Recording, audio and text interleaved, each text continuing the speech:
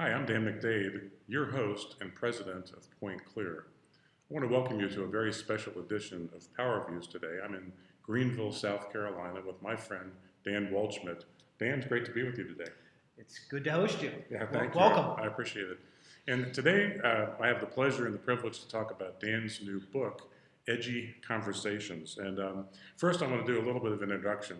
Dan describes himself as an ordinary dude with an outrageous vision. I think you're going to see why in just a few minutes. And just a little bit of his background. Dow Jones calls Dan's Edgy Conversations blog one of the top sales sites on the internet. And he's also been profiled in Businessweek, Inc. magazine, by BBC, Fox News, The Today Show, and Business Insider. And from his website, I picked up just a few tidbits that I want to pass along. First of all, at 18, he was the youngest department manager of the Sears in Shelby, North Carolina. That's true. He sold cemetery plots while studying theology at the seminary. He says this period of his life helped him keep things in perspective. He also trained for an ultimate fighting event. The only thing he ended up fighting, though, was an infection in the ER, which is probably good for all of us because he's still with us here. Sure. Dan's privately owned firm specializes in executive strategy, business strategy, and big deal capture, marketing, and changing the conversation and generating edgy ideas.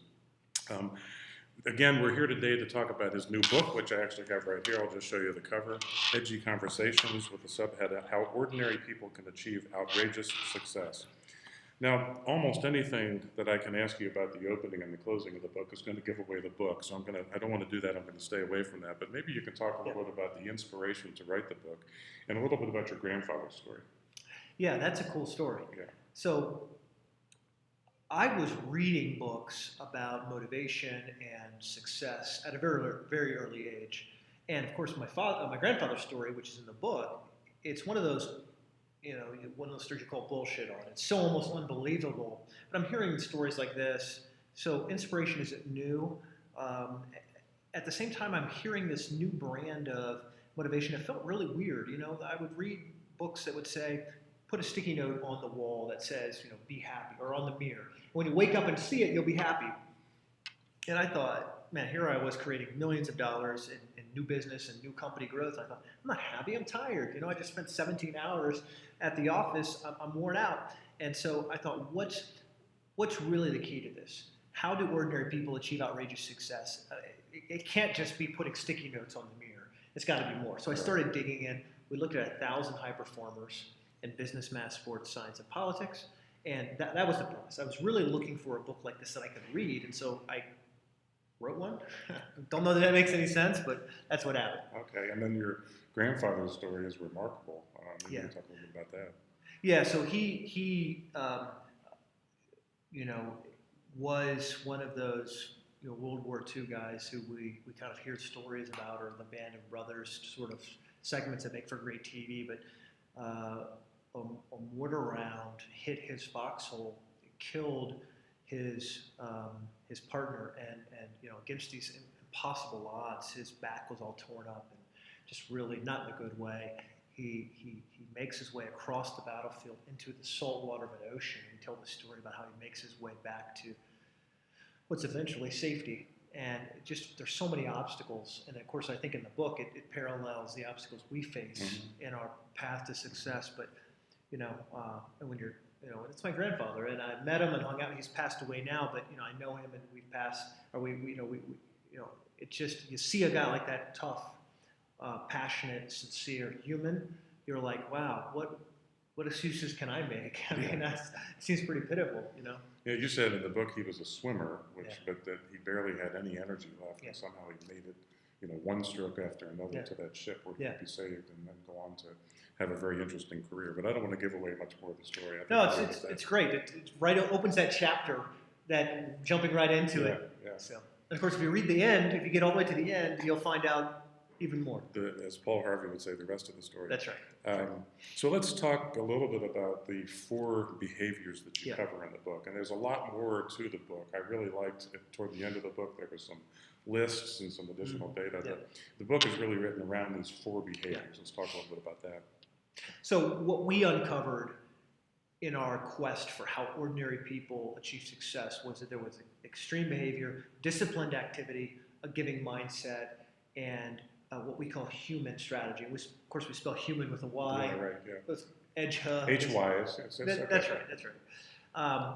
And we didn't want to write a book that said, okay, what if you're Donald Trump and your father leaves you $40 million?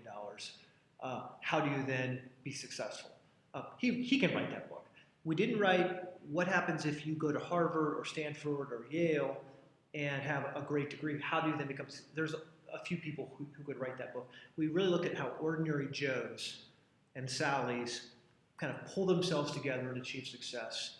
And those are the 4 qualities we saw. They were extreme in their behavior. They were disciplined. They were a giver, not a taker.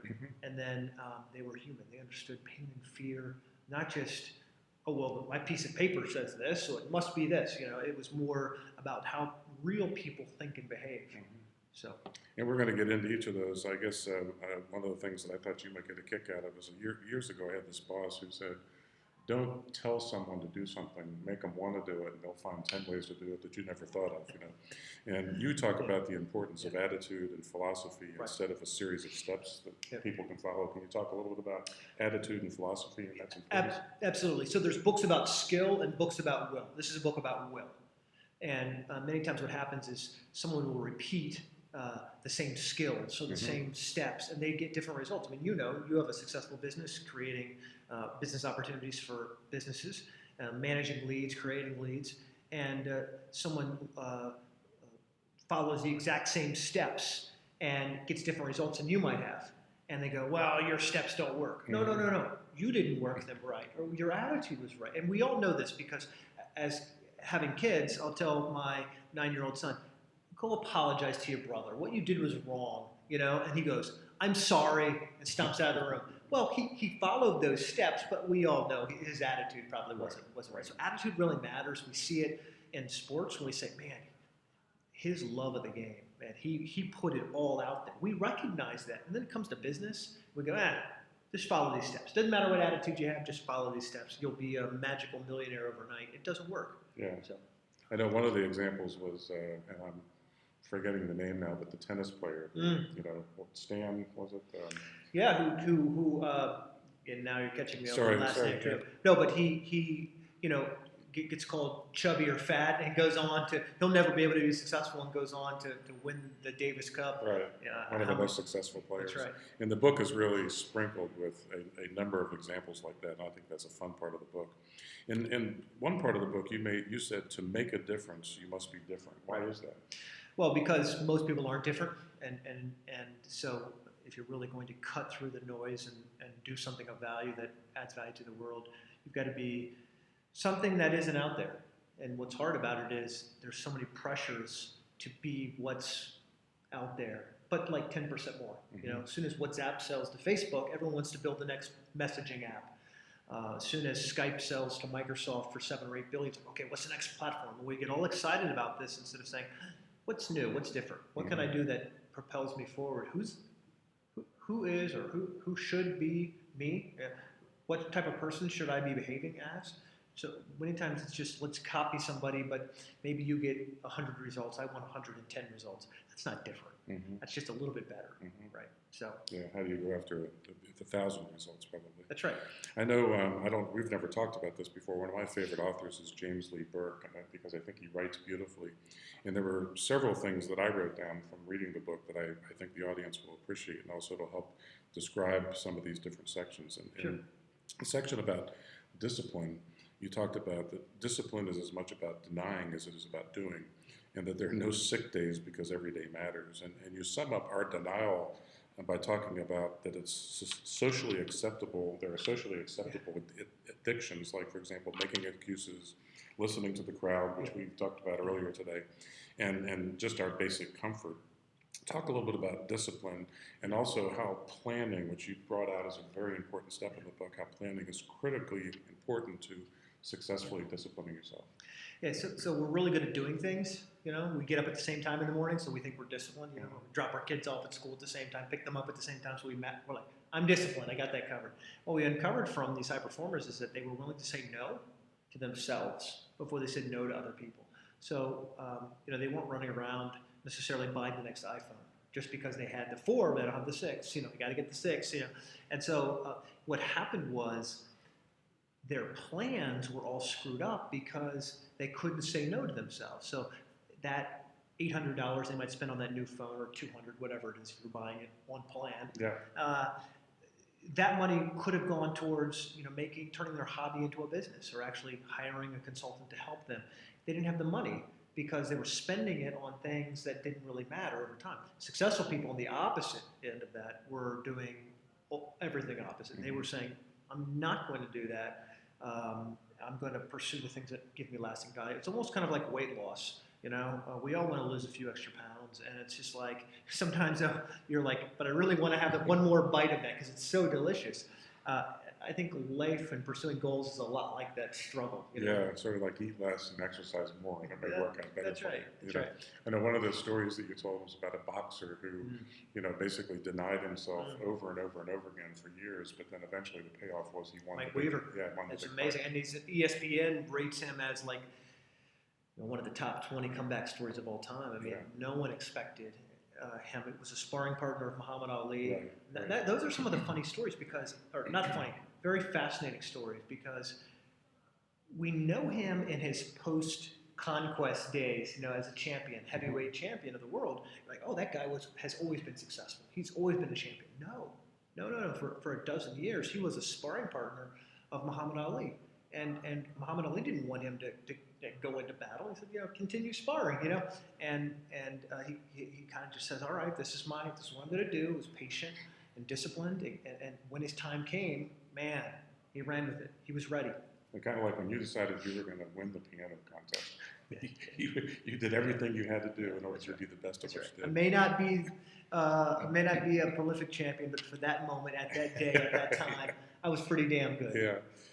The section on giving, I read that and I thought, there's this quote that's going through my mind over and over again, and that is that integrity is doing the right thing even when no one is watching, from C.S. Lewis.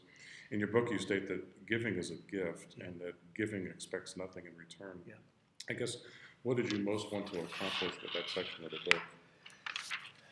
This crosses over into business, I think, really well, because a lot of this book is not specifically written for business. It's written for an ordinary dude who wants to figure out how to be successful in their lives. But so many times I've seen business initiatives with horrible results. Think of a nice way to say it, lackluster results, but really horrible results because they're really based off of selfish motives. And if you're going to give, then you have to give. Right, you can't pretend to give. You can't just say, I'm an Indian give, or I'm going to re-gift. You have to give. And a lot of our programs, lead generation, which I know is your specialty, and you've written the book on, is just based around how can I get from you without giving. And the beauty of giving, when you give from the heart, you disrupt the built-in defense mechanisms of everyone around you. It's really hard if I'm, bringing you a gift and, here, have my coffee. It's really hard for you to go, screw you. You're a horrible person. I don't want to ever talk to you again. You might give me 5 seconds. Even if you're busy, you might go, hey, thank you.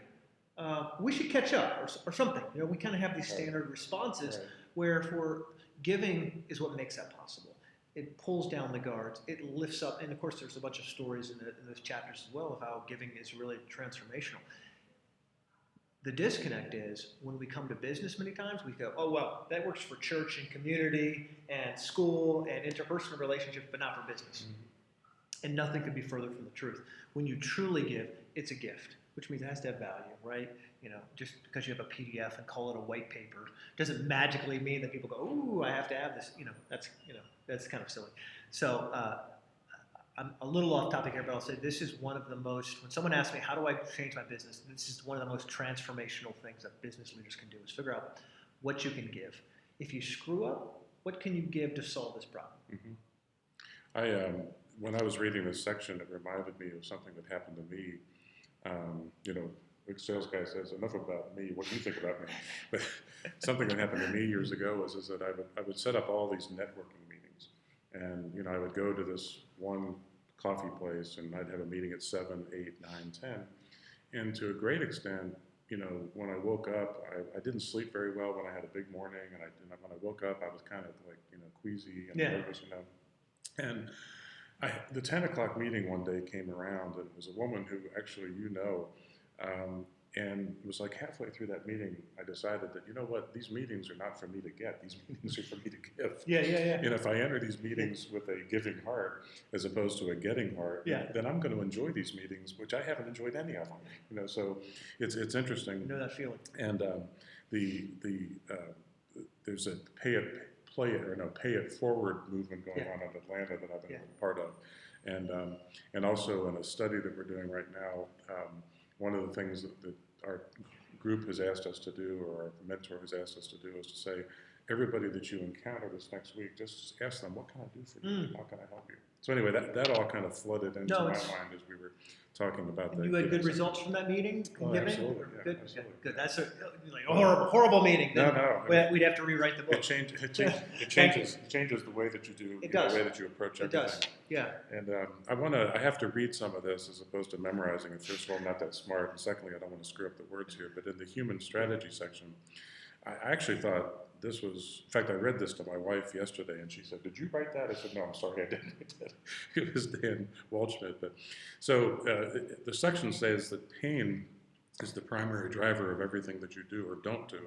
I really love those words. And then you go on to say, you move from the playgrounds of childhood to the battlegrounds of life, from the swing set to the headset, and to where the pain goes from physical, like scraping your knee at the playground, to mental, such as really scarring your heart and your mind in the battlefield. I wanted to have you talk a little bit about it's always what it's not. I thought that was really an interesting section. Yeah, I coined this. It was an observation while I was spending so much time in D.C. Of course, I've moved to South Carolina. We're still headquartered out of Washington, D.C. And I observed that there's so many shields we put up. And of course, politics, and D.C. is a city of politics, arguably the most important city in the world, where decisions are made. And you get this sense that you find out the real story like 6 months later, right? What's really going on? So we're ready to go forward. And you're like, then why aren't we going forward? And it's like, oh, well, we're not ready to go forward. But no one wanted to say we're that.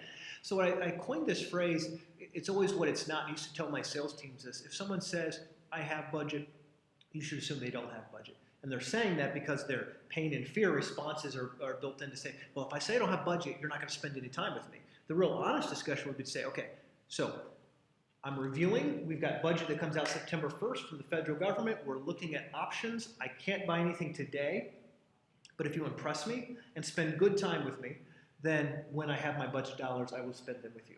That's the honest approach. Instead, it's like, okay, we're ready to move forward. We've got the use case and the A and the B and the C, and we're all ready to go. And I just need you to tell me what numbers are. And then you give them the numbers, and they go silent. And so I would say it's always what it's not. And I feel like at a business level that's true, but also at an emotional level, we know how to behave in church. We know how to behave in community situations. Usually the theater. We know, and like as having young kids, you're like, don't talk, don't do this. We're so trained to how to behave. We used to be able to behave on the golf course, but not anymore, apparently. That's right. But we instead of thinking through and being who we are, we're being who people think we should be. And when I hear people say things like, oh, well, social media gives us a lot of transparency. And I'll say, no, as well, we're trained to behave on social media. What should I say? How can I pretend to be transparent but not really be transparent, right? Yeah, absolutely. You had mentioned in the book that that you learned some things doing the research, and I guess that's not too unusual, but what are some of the lessons that you learned to research the book, and specifically relating to, say, the business setting? I learned that being successful takes time and lots of effort. I mean, there were some big takeaways. It was that it always takes longer than we think it will. Just about the time you think you're going to fall over the edge of the cliff or stop doing something, it's like, I'm dying here. That's about the time success starts to becoming, it was right around the corner. And the second thing is it takes a lot of effort. There were case after case after case. Of course, we looked at 1,000, not all 1,000 are in the book, where everyone told them they were crazy. I mean, even if you take the Thomas Edison example, which we know he was a brilliant inventor, but 10,000 tries to invent a light bulb. I mean, right around try 75, you're like, damn. That's enough. Yeah. How about you get a real job? We say these things to each That's other. what his wife was saying. So. That's right. I mean, the rumor has it, by the way, that on his wedding day, he was late to his own wedding because he got tinkering with something. According to our research, so this is the type of guy where he's always trying something. Settle down, calm down, slow down, think it through. Don't be too crazy. Be reasonable. Make sure you're not making the wrong decision. We have all these kind of defense mechanisms against achieving outrageous results. We don't realize that they hold us back. I've never met one successful person who said, I wished I would have given up earlier. Yeah. I've never. Right. I hear all these excuses. I know Seth Godin wrote a book that's popular that many times I get pushed back at, when to quit. It's called The Dip, I think, but it's talking about when it's time to give up. And there's others who've written about this, about when quitting can actually be good for you. And at some level, we do need to be smart people and not keep pounding our head against the wall. But then again, every time I say that, I go, but what about this person? What about that person? And what about the fact that I've never met a successful person who said, man, if I would have just quit. Henry Ford bankrupt 6 or 7 times. I think it's 7 times. William H. Macy, who we buy clothes from now, still to this day bankrupt 4 times. These guys where just you think about it, you put it all on the line, you go bankrupt, and then you're still nervous and cautious, and you do it again, and then you do it again, and then do it again. At a certain point, I mean, internally, talk about those butterflies where you're not sleeping through the night. I mean, you're an emotional wreck. And these guys said, I have a dream, I have a vision. I'm willing to put it all on the line. And by the way, it wasn't to put yourself in like a Ford's perspective or a William H. Macy. It wasn't like today's economy where in Atlanta or here in Greenville, there's a startup culture where I'm going bankrupt with your money, which is I sleep a little bit better going bankrupt with your money, maybe, right? But these were guys who were taking their own fortunes, their own cash flow, putting it into something, and then nothing, and then rebuilding from the pieces and nothing. I mean, it's mind-boggling that what they were able to go through. Another example of this is like the Home Depot founders. They get fired by Handy Dan.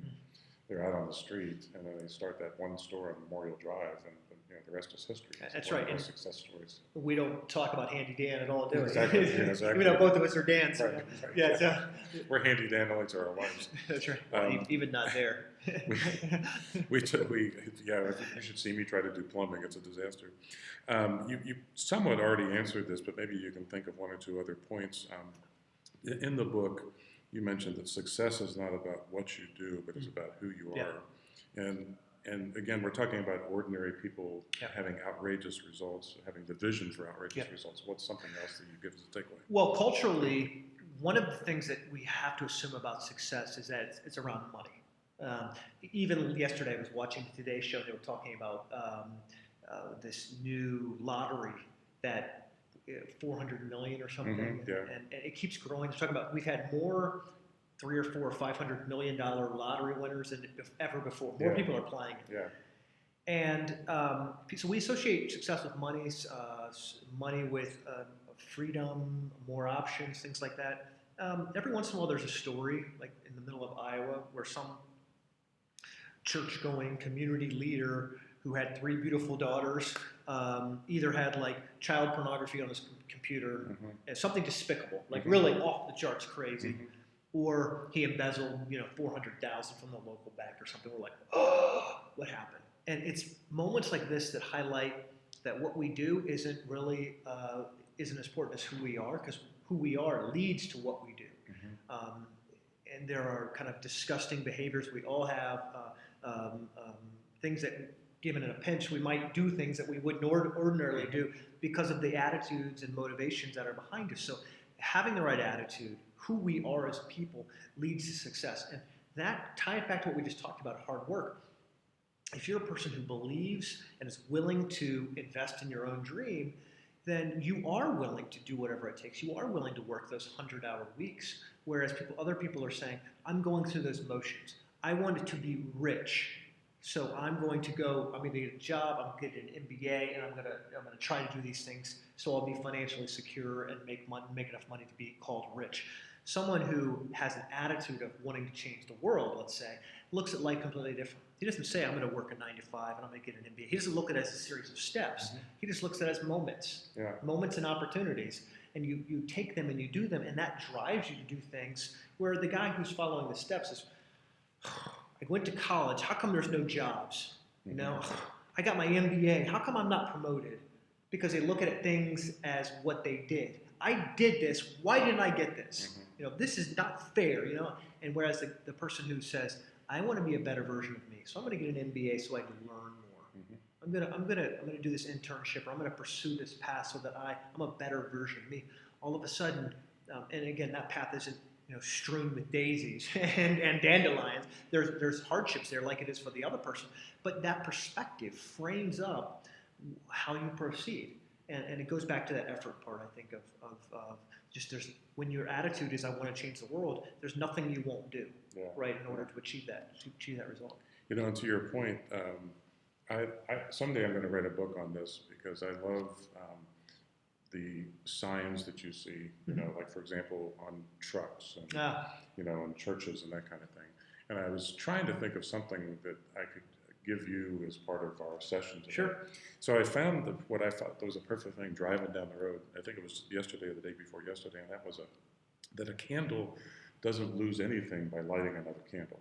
And to me, that kind of sums up this section, of being human and what success is all about. So I know that, Dan, you want to tell the audience how can they get your book? Yeah, that's important.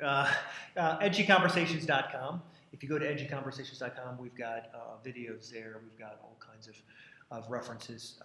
From there, it'll push you to whether you want an audio book or whether you want the ebooks or whether you want the actual physical book.